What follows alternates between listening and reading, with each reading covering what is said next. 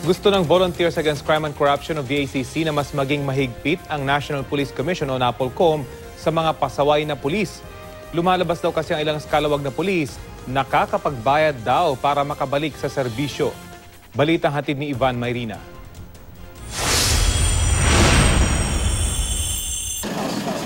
Sa pagkakadawit ni SPO3 Ricky Santa Isabel at mga kasamahan sa AIDG sa reklamong kidnapping at murder ng Koreanong si Ji Ik-ju, muling napag-usapan ang tinatawag na skalawag sa hanin ng pulisya. Ayon sa pulisya, dati ring nadawit si Santa Isabel sa kasong kidnapping ng isang Chinese national noong miyembro pa ng Anti-Illegal Drugs Unit ng Northern Police District, pero na-dismiss ang kaso. Kaya ipinagtataka ng grupong Volunteers Against Crime and Corruption o VACC, paano ang ilang pulis na sangkot sa mga mabibigat na kasong kriminal tulad ng drugs, murder at kidnapping ay patuloy na nakapagsusot ng uniforme at nakapagdadala ng armas at tsapa. Nagkakaroong monkey business dyan sa NAPOLCOM na for a fee ay either nare-reinstate ka or nadidismiss yung kaso laban sa'yo.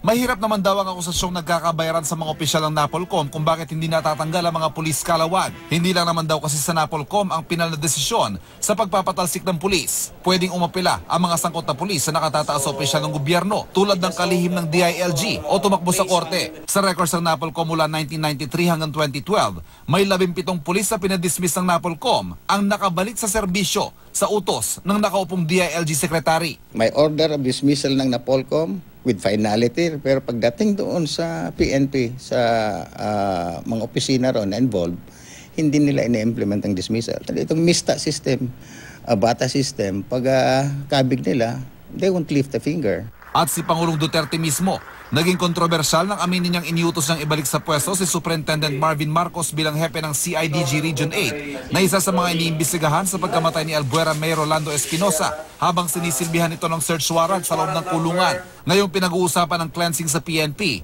nais ang VACC na maging mas mahigpit at mas mabilis ang pagpapatalsik sa mga pasaway na pulis. Meron yung power to arrest, they have the power to bear arms, they have the power to use those arms. May ilan, small fraction, talagang ginagamit yung kapangyarihan nila para kumita. Kaya at the slightest hint na merong problema dyan, dapat tinatanggal na yan. Hindi raw tutulang NAPOLCOM sa mungkahing ito.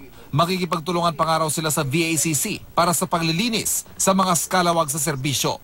Ivan Mayrina, GMA News.